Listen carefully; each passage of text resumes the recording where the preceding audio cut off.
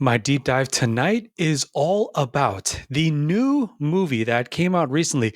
I believe it was released around Halloween of this year, and the movie is Bugonia. Oh my God.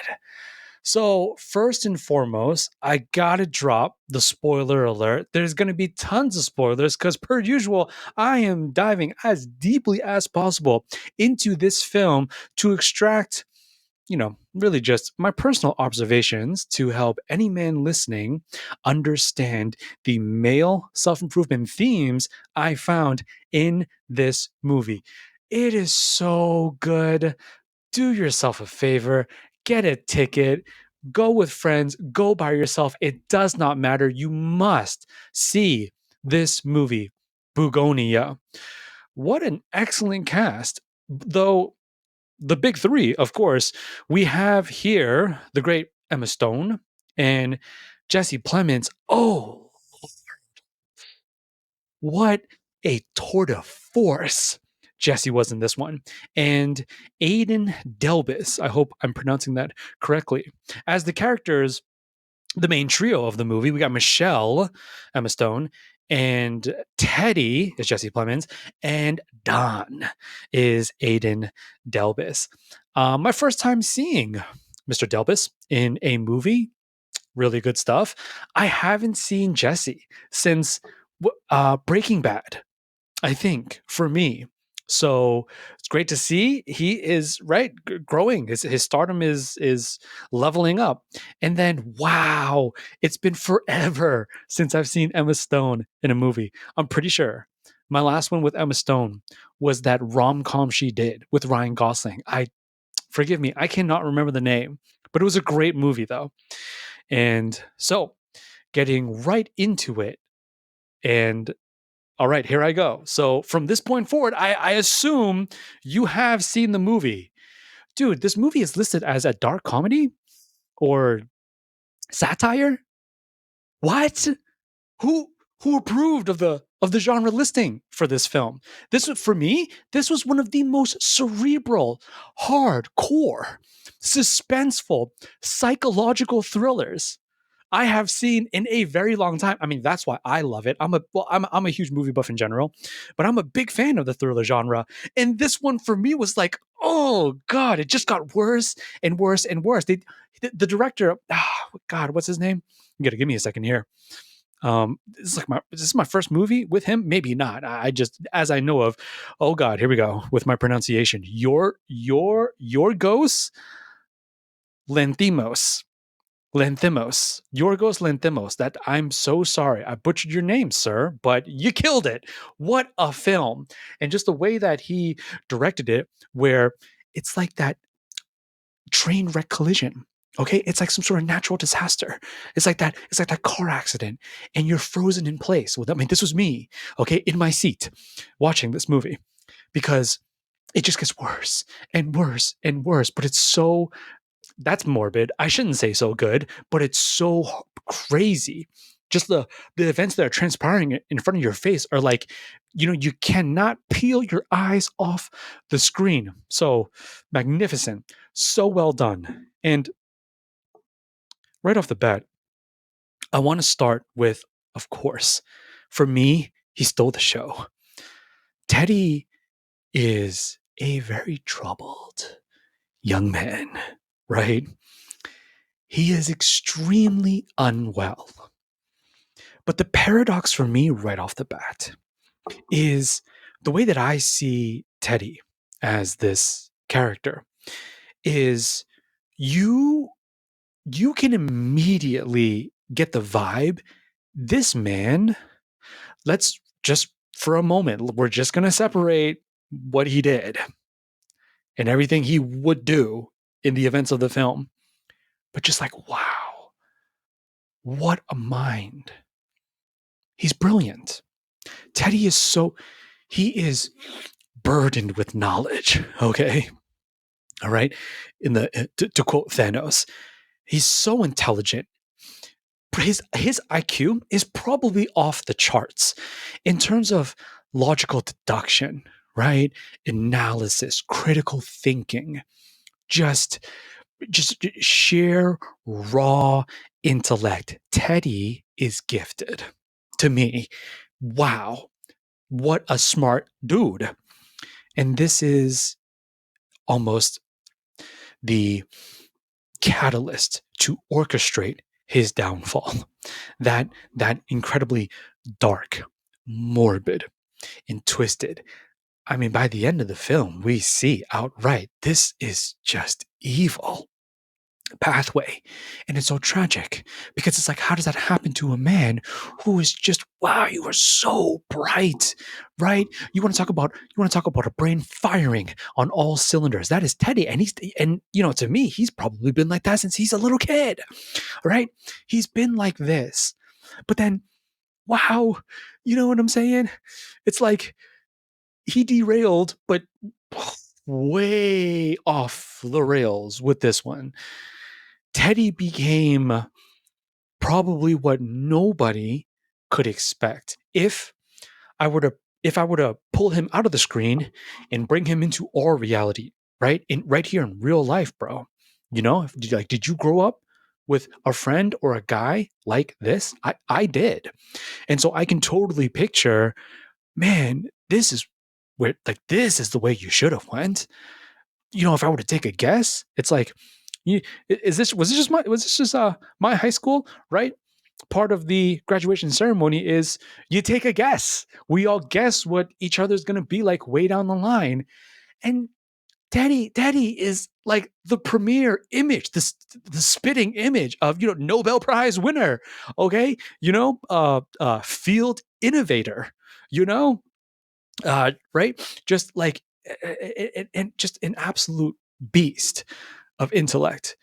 Yet he would absolutely become a monster in the most horrible way possible. And it's all due to childhood trauma. We get such a intricate look at the mind of a man who never had the opportunity for whatever reason. I don't even want to put this blame on Teddy, nor do I want to allow him to blame anyone or anything else.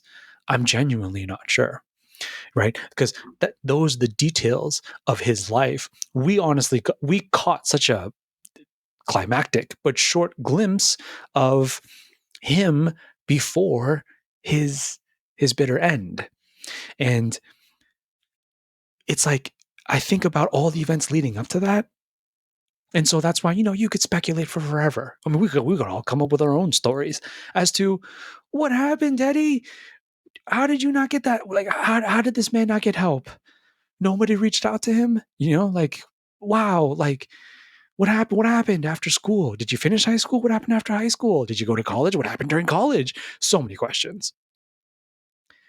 But one thing is for sure, Teddy never got the help. No one came for him. No one cares. Was that his brother? Are we ever told throughout the film of their relation, or are they just best friends? I mean, either or. I mean, hey, same thing, right? What's the difference between a brother, like a male brother and a male best friend, right? One and the same in this way. And so he had Don. Don was there, but I'm actually not sure what kind of condition Don had, because Don's there, like he's all the way there. You know what I'm saying? In terms of communication, in terms of consciousness, and just being present. Yeah. Oh, Don's with it, but right? He seems to have a little bit of a kind of a speech impediment, a little bit slower. Very reserved demeanor. And I was thinking, oh, is he on the spectrum? Is he like? Is he like, full blown autistic, or kind of a little bit? Or is it not that? Or is it just literally a personality trait? I'm not sure. Hey, you let me know down in the comments below what potential neurological disorder was Don dealing with. So that's what I mean. Teddy has Don, and that's beautiful. You can absolutely see they grew up together, and they're boys, and all they have is each other. They're best friends, brothers. It's both. And yet Don is is completely unfit. He is in no way, shape, or form. Okay. Like clearly we can see he does not have the capacity, nor does he have the tools, the skill set to help Teddy in the way that he needs it. So Don is really there simply because of the history and because of, I believe, his deep love for Teddy. Like, you kidding me right now, bro? Here's one of the first moments that I really began to get sucked in, where this is it happened to me multiple times. I'm really like dramatic though, to like a melodramatic point. All right. It's one of the reasons why I love cinema and theater. But the first time, okay, like I felt like the first crack in my heart. I was just like, oh God, no. Why, Teddy? Why? Was was it the campfire? I forget if they're in front of the bonfire campfire or not. Just trying to recall the actual scenery, but you'll know what I mean. Where Teddy was like, "Hey, bro, we got to do this," and Don was like, "I don't want to do this," and Teddy was like, right in his typical Teddy fashion, broke it down for my man. It was like, "But come on, we gotta. These are the sacrifices that must be made." Okay, right, like really, almost because he's so smart. Intentional, unintentional. Once again, I'm down to hear your take, brother. But kind of manipulative, right? Kind of, he's kind of gaslighting him. Am I even using the term gaslighting correctly? He is very controlling of Don. And so even when Don pushed back and earnestly expressed in his it's kind of adorable. Okay, for me, it's just kind of like this man is very cute. All right, just like you know what I'm saying. He's just very lovable. He's a fluffy dude, physically and spiritually. Okay, and so Don was literally just like, I I'm pretty sure I want to one day. And Teddy, right? What didn't he look at Don and he was just like, I get that, but I need you to give up on that. And I was like, what? You know what I'm saying? Like, so now we can kind of see the hierarchy that Teddy's mind is operating on. Okay. Which is, like my priorities are number one. My agenda goes above all, clearly, which is so sad because that's how you see right there. It's not reciprocated. And why wouldn't it be reciprocated? Is Teddy being blinded by his own ambition, or is he narcissistic in this way? Like he's actually, like, he's just genuinely really selfish, and it's like on the outside he's going to do right, and this is what I mean by manipulative. He's going to behave in such a way that, oh, of course I care about you, Don, but when it came down to it, what what did Teddy tell him? Basically, Teddy said, suck it. Basically, right, in a very intellectual, right, cult leader type of way. He basically told his ride or die, his brother from another mother, unless it's the same mom, his partner in crime, his sidekick, I don't care. And I really, oh wow, you know that was like the first time the director really like right, like heart punch right there. Because then you hear Don say, well, I mean, I'm pretty sure that I do want to experience being a father one day. I know that I want that, but um, if you are sure, if you're positive that you need me to do this, then I got you, bro. I'm with you. Yeah, give it to me. It's like, have you ever met anyone in your life that loyal, bro? Goodness gracious. And that's when they both chemically castrated themselves. And this is the beginning. This is the very beginning. So it's like, oh my God, dude. And we keep it going and we keep it going. And the more that we learn about Teddy, the more that we understand him, that you see these scenes of what now this came off to me as the psychological condition of the devouring mother, right?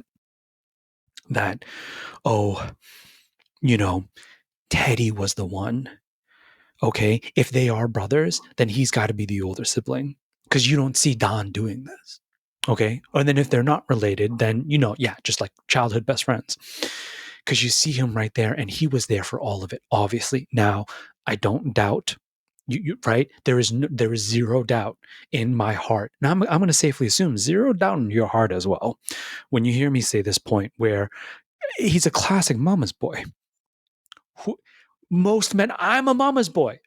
But full transparency, because I love my ma, and I'm sure I'm willing to bet you do.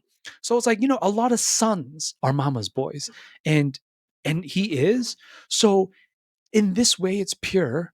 In this way, it's pure. But he was so young, right? He could not correctly. No, I should say he could not properly interpret what his mom was doing to him, and she's in so much pain. She's obviously going through, right, very tragic, medical ailments, whatever her condition was, and whatever, like cancer, who knows, like whatever she had to go through. Where, and now this is, and this is also tough to say. I'm not actually too sure whether this is just her personality as the archetype of the devouring mother, or this was because of her medical condition. It actually made her treat her son like that, which I believe is very much a real thing.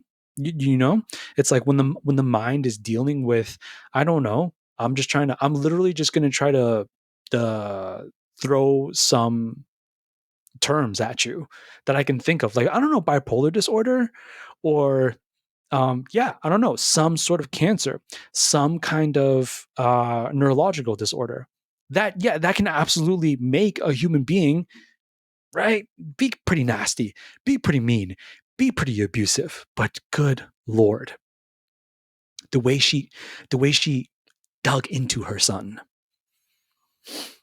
Okay. And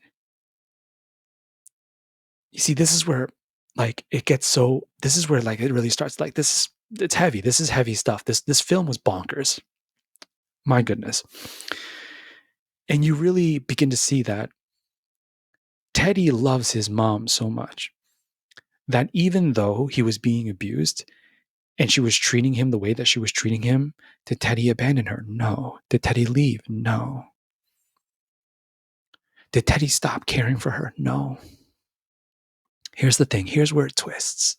It twists in such a malevolent way where it seems to me Teddy got to the point that he loved his mother so much, but she was hurting him so much that it seems as though he developed some sort of twisted relationship where he became the embodiment of vengeance in his mother's name, where I'm going to find these aliens.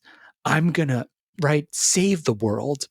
I'm going to, right, get revenge for my mom. I'm going to make her death worthwhile. I'm going to, right, he's like, right, very grandiose. That, wow, that hero complex explodes out of him. And it seems to me that it comes from a place of love. Initially, it comes from this, that's mama. I love her so much. Any son in this world is going to be able to understand what I'm saying right there. I'm sure you do. So, but are there aliens? Right? Is that the case? Et cetera, et cetera, et cetera. Or was it just this, right, corporate maliciousness? Right? Which is where I'm going to bring in Emma Stone now, Michelle, because Michelle's character represents that lofty, cold, cut off, like to the really to the super super big corpo heads, even in our world, not in the world of Bugonia, we're numbers. We're not people. You kidding me? They're too big in this way. Now I'm not right. I'm not giving them excuses. I'm really just trying to see it in the way that a mega corporate entity would look at you and me. We're raw data. We're stats. You know, we're we're we're profit or we're not profit. We buy or we don't buy. It's a net positive or a net negative, right? There's no humanity in any of that.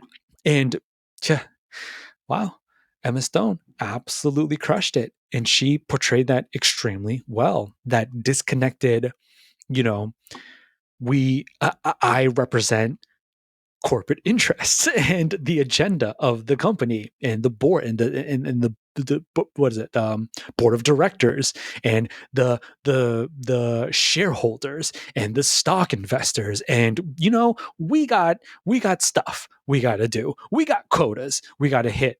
There's just no time for any of us to have compassion on your one little situation where we messed up, because it seems that ultimately that's what happened.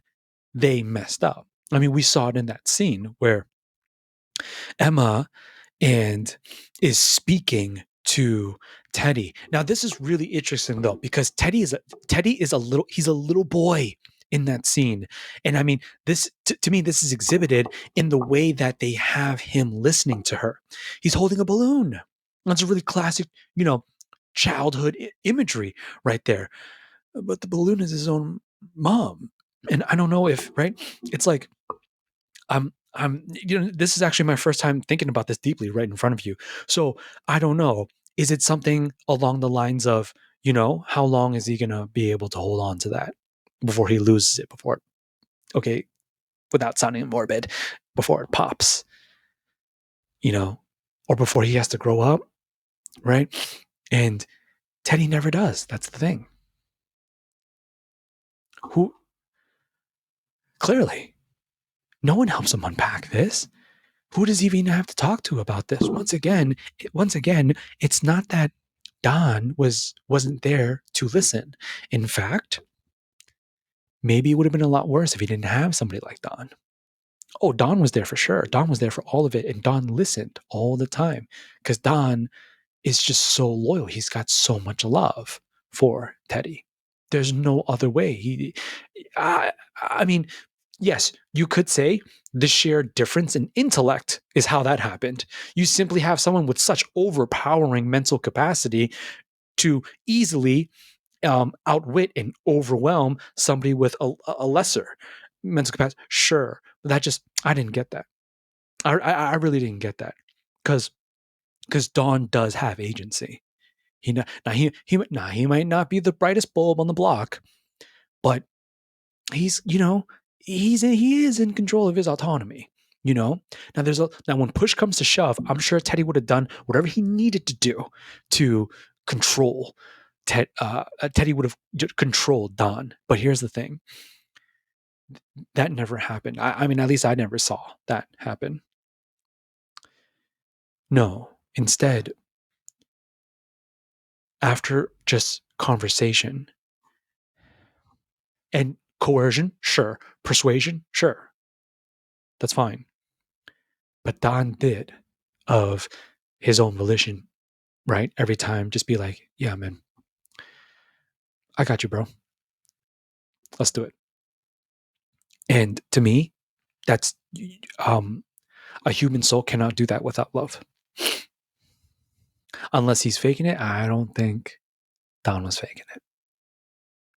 Not come on, man, with the chubby cheeks and like, come on, bruh.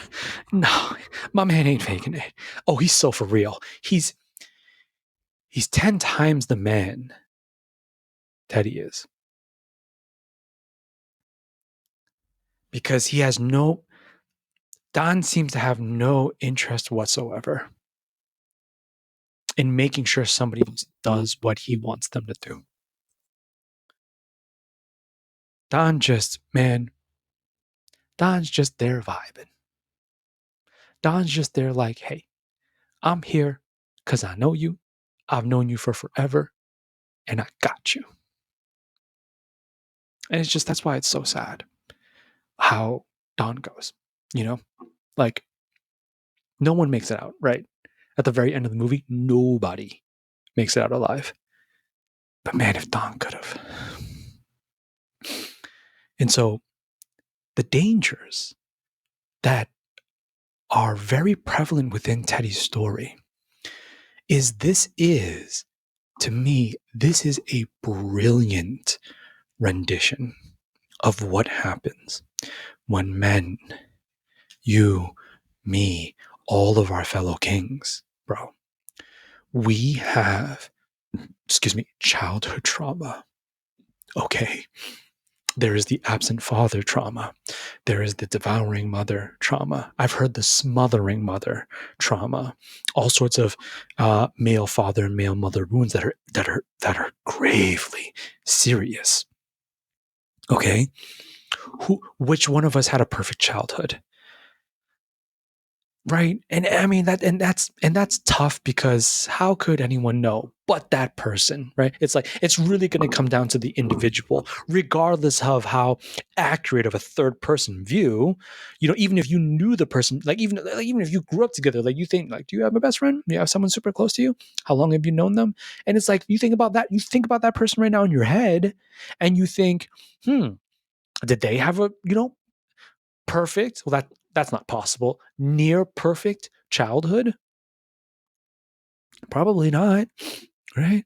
Probably like, that's life, existence. It gets bumpy. And Teddy, the way that his childhood was portrayed, what happened to him is really rough, man. It's really rough. You watch your she seemed to have been dealing with some sort of paranoia, schizophrenia issue. That seems like what was going on there. I mean, she kept talking about the aliens and whatnot. And lo and behold, they're real. But once again, in this world, anybody would be like, this lady really needs help. Okay. And then Emma Stone's corporation coming in, right, as the savior, coming in like, oh, we got you, no worries, and they end up, right, through malpractice or something like that, they kill Teddy's mother.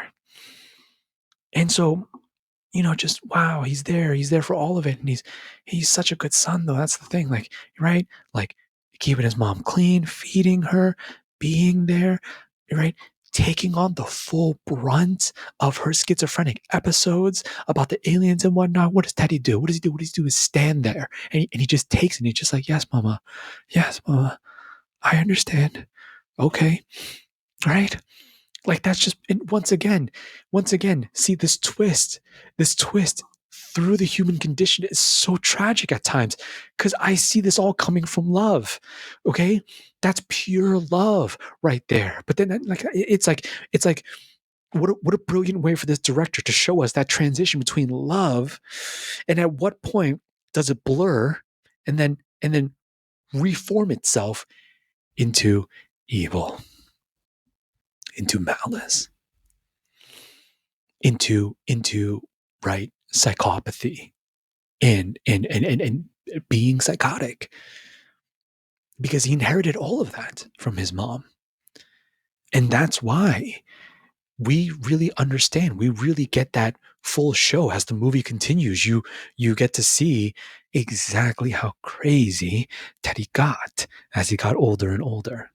My goodness, what a reveal, because like in the beginning, I totally see why, it's listed as a dark comedy. It is quite funny at times.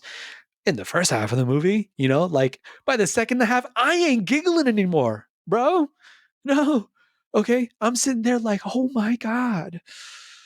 Oh no, please don't do that. Please stop doing that. I was just very uncomfortable, getting really disturbed.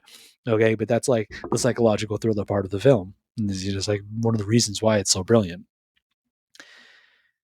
Because in the first half of the movie, it, it's like, okay, what a what an interesting fellow. You know what I mean? Like, oh wow, he's quite the thinker, you know. And it's like his relationship with his best friend is pretty adorable. And it's like it's not that bad. It's kind of chill, but the way that it gets ramped up, you know, I love that reveal. Bruh, got to give props to the director. He did it so well.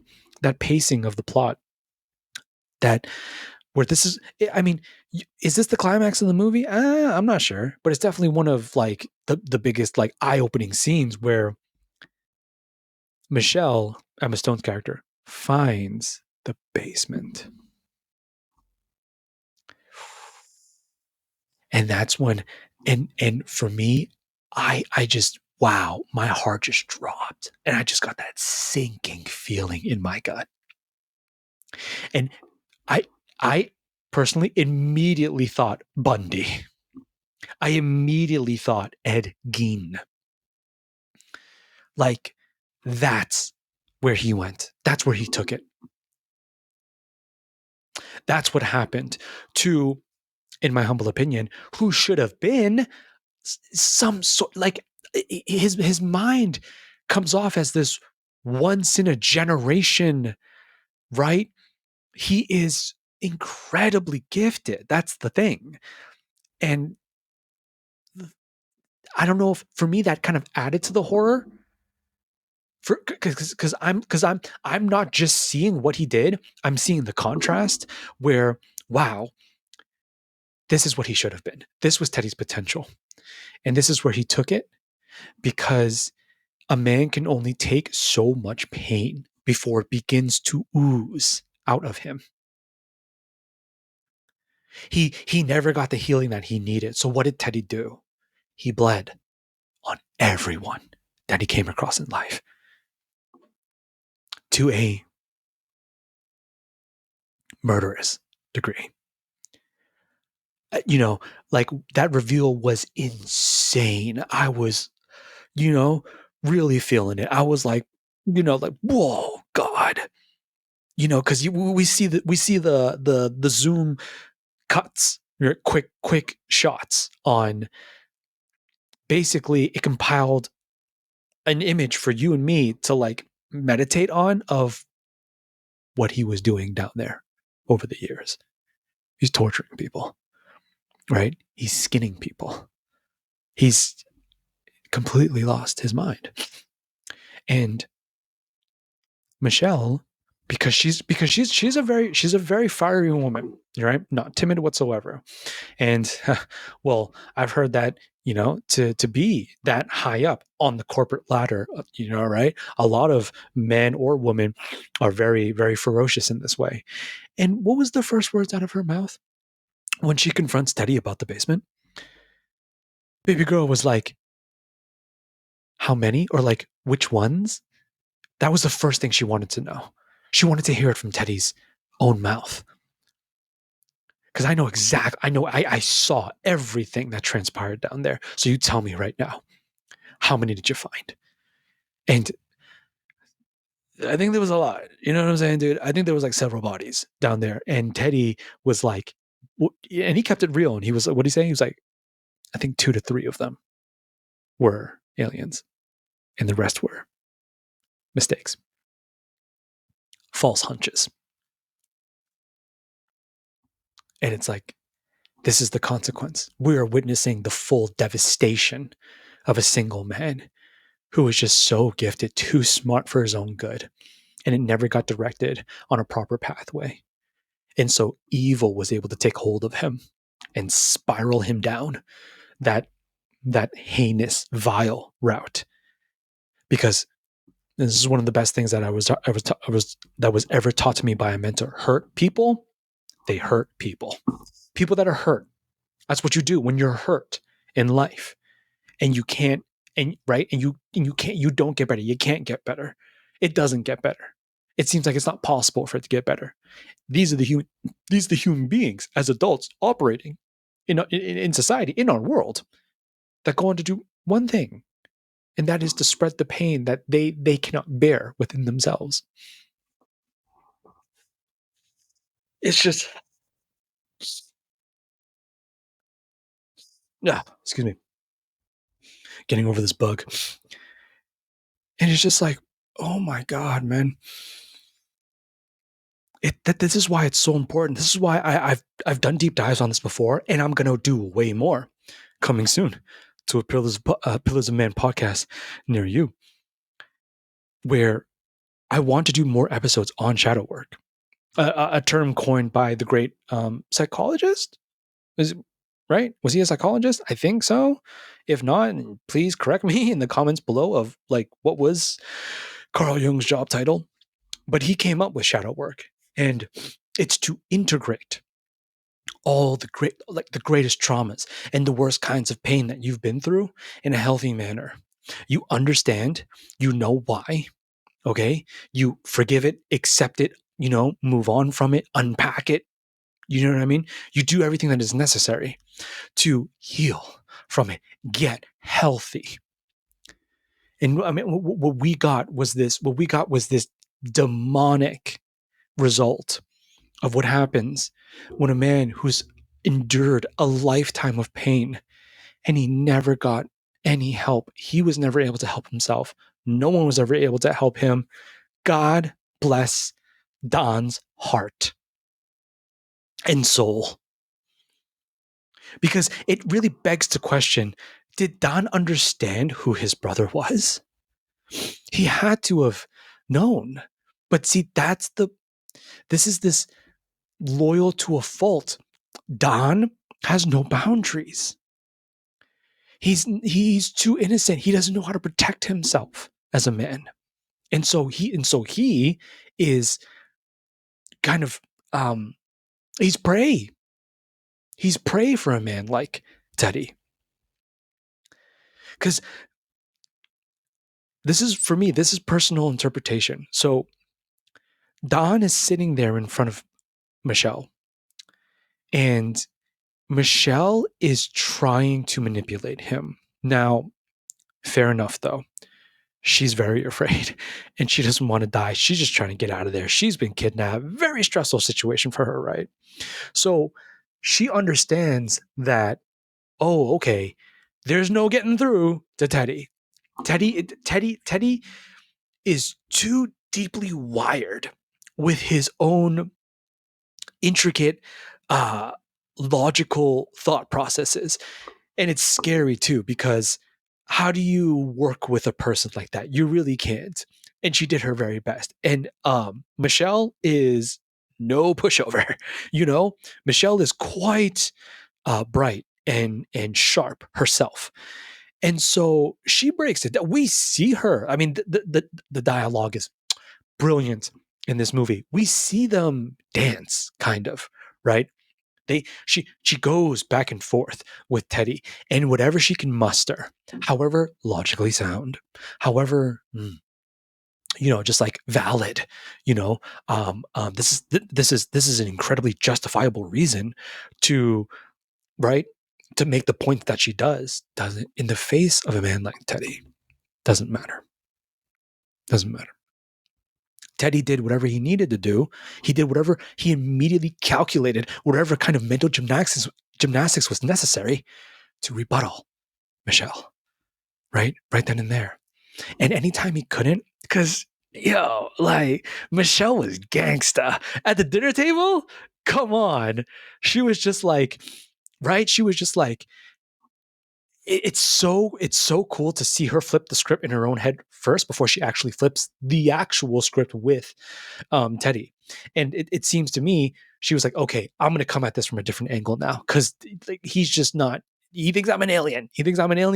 And there's no getting through to like the compassion, the empathetic, like look at me, look what you look what you're doing to a woman. This is crazy. That's like.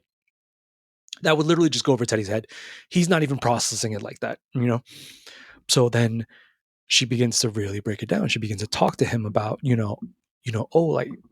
bees, like, what do you do? Like, like, why do you think like this? Like, she basically begins to try, it seems, to dive into Teddy. Like, why are you, like, she was like, why is he doing this to me? What is really going on here?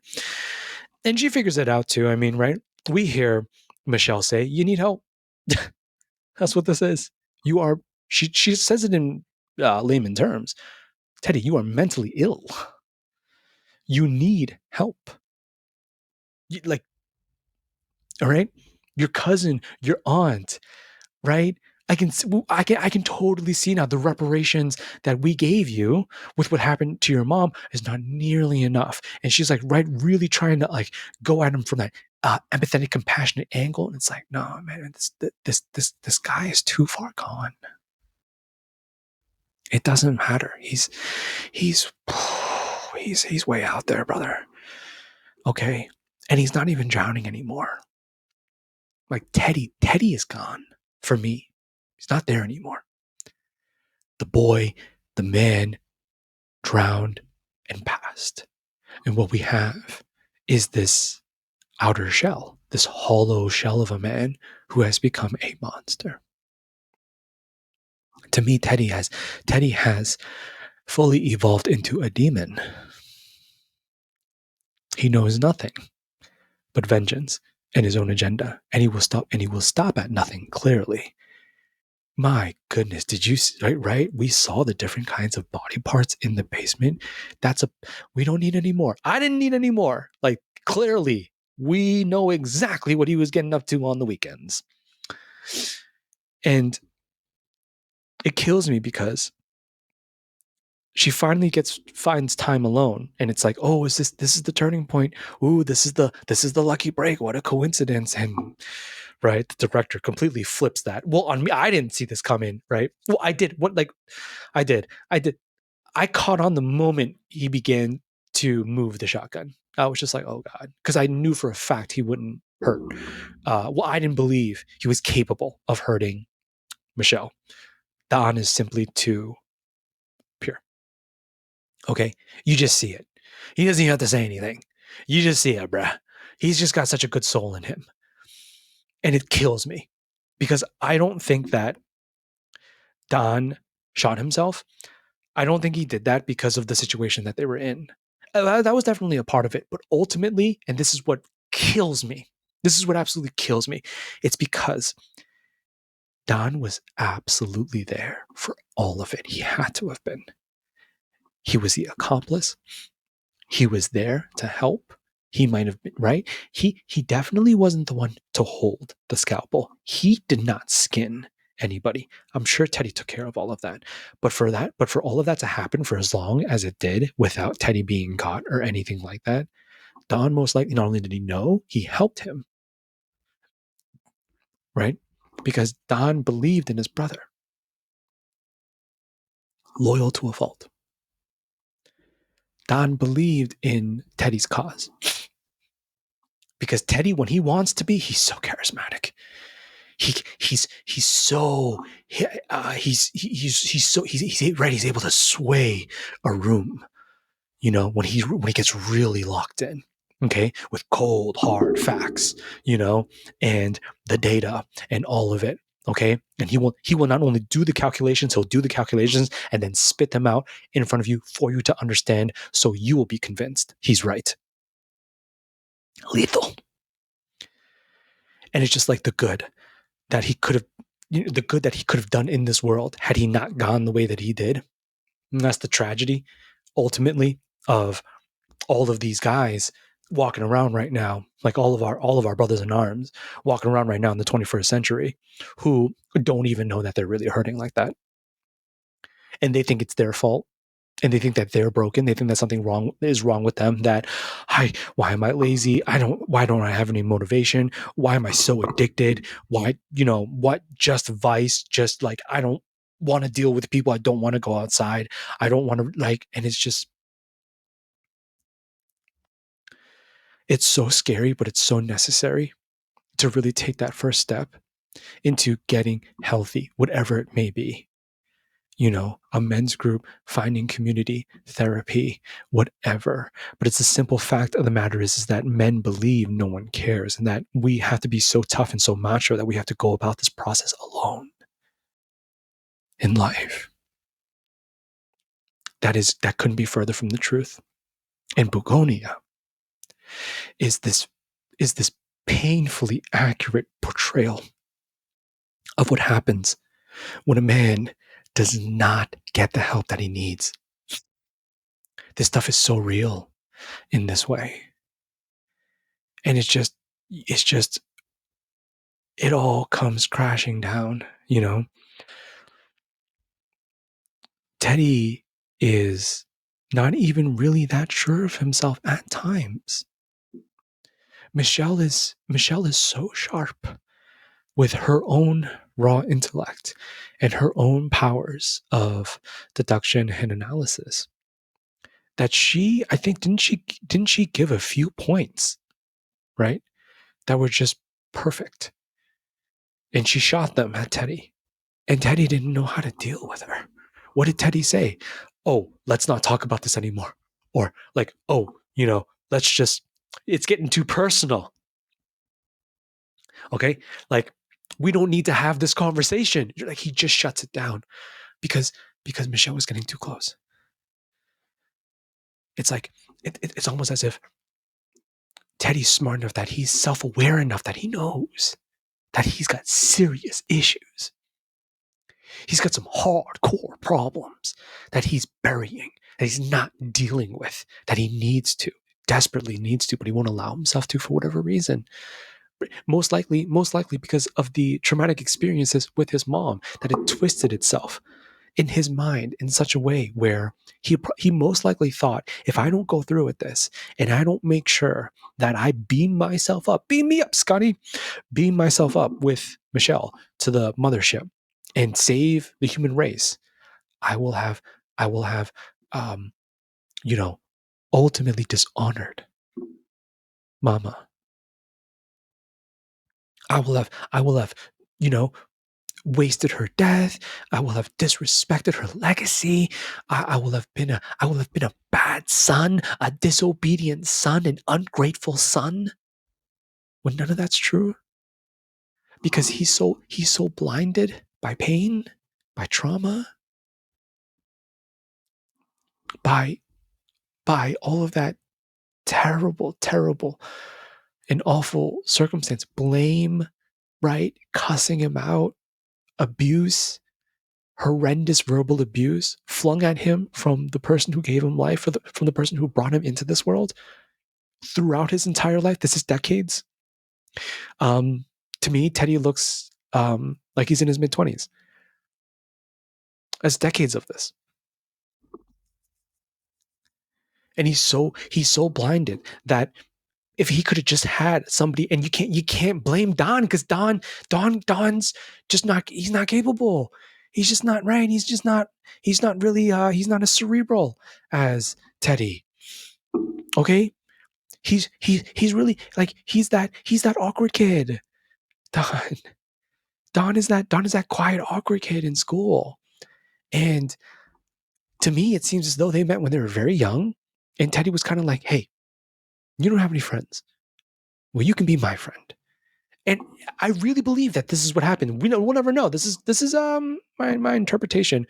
But if that did happen, you know what I mean? Like, I don't know. If there's ever some sort of director interview and somebody asks this question and the director is like, yes, actually, that is how they know each other. I totally see that, because that would explain Don's undying fealty to Teddy. Okay? Like, yeah, my brother's murdering people. Yeah, he's doing some pretty crazy stuff down there. You know what I'm saying? Like in the Teddy voice. But he's my only friend. You know what I mean? Right? It's like, none of us want to be alone. Life is brutal enough as it is. I think Don looked at Teddy and was just like, man, Teddy's all I got. Teddy's my day one. No one cares. No one knows me. Without Teddy, is Don even alive? Of course he is. Of course he is, but I don't think he can see that. And that just makes it, it's just so tragic. It's so awful that makes him such easy prey for Teddy. And so maybe if he could have just seen, if somebody could have just helped Teddy see, you are a wonderful son. And you have so much to give. and you care. See? Like, this is how it's so twisted in this way. Like, he cares a lot, clearly. He's actually, he teeters between nobility and grandiosity, it seems. And ultimately, he fell prey to the grandiosity. I can do no wrong, right? Right? My poop doesn't smell. I'm so brilliant. I will be the savior. I will, um, like, put the burdens of humanity on my shoulders. Only I know about this because only I'm smart enough to figure this out. Right? Everyone else is in the dark. So that's even more responsibility of me to, like, kidnap Michelle and, coerce her into beaming me up to the mothership. But I can only begin to imagine the type of man that Teddy would have became if somebody could have just gotten to him in time and been like, hey, man, your mom's medical condition is not your fault. Like, I'm really sorry that happened. And that is awful. But that blame does not fall on you. And you're actually a wonderful son because you loved her in her brokenness. You loved her in her pain. And you were there to take care of her. And you were there to, you never abandoned your mom. You never left her alone. Teddy, you're a good man. You're a great man. And you need to get help. And if you do, you're going to do wonderful things for this world. And he never got it. And when the movie ended, I was left with kind of this sinking feeling, because that's what I do here on the internet. And I go super deep into this stuff to really help us as men who are trying to self-actualize in the 21st century. And how many quote unquote Teddies are walking around right now? Brother, it is at this point in the episode where I'm going to end on this note. Bugonia is a warning. Bugonia, I believe, is a message to the public. And I'll stick to home. I'll stick to just where I am, where I'm born and raised. And it's a message to the American people that men are human beings, just like the rest of us, who got problems, who've been through their fair share. We are all coping with the horrors and the brutality of the modern human experience. That if we could humanize men in this way and be a little bit more compassionate and be a little bit more understanding to the gentlemen who are struggling and they don't talk about it and they move in the shadows and they don't want to have anything to do with anyone because they are having such a hard time having to do anything with themselves, that it's these men we need to reach, that it's these guys. And if you know of one, or if you are one, you are not alone. There is help. And that the ultimate message is time is of the essence. We cannot, a second cannot be wasted in efforts to really reach and try and help the guys who really need it in this way, who did not grow up with the best of circumstances. Men who do not believe in themselves, that they just need one other person to believe in them, to give them a proper launch, that proper start they deserve. Okay? That rev to their engine in the proper direction, where they can have a positive impact on themselves and then inevitably the rest of the world. Brother, I thank you so much for vibing with me tonight and catching this episode, my deep dive into this. Wow. I really hope I see it winning multiple awards. I hope it does. It has my vote. Just brilliant, brilliant film. And I hope after tonight's episode you've already seen it. But if you haven't, you gotta. Bugonia is whew, what a movie, and extremely relevant to today's times. If you like content like this, then stick around. You can come check me out here at the Pillars of Man podcast. This is what I do. I talk about a little bit of everything and anything that goes into God, anime, bodybuilding, philosophy, and on nights like this, movies. So thank you so much for being here. And if you enjoyed this episode, hit that subscribe button for me. Okay. Follow me if you listen to me on Spotify. Follow me wherever you find me, because I hope to see you very soon on my next one. Until then,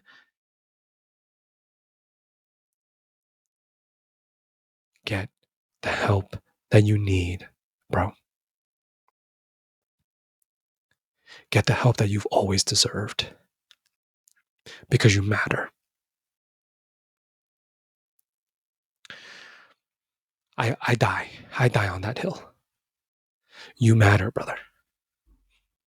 And hopefully I'll see you around. And take it easy. Take good care of yourself. And I love you so much. Peace.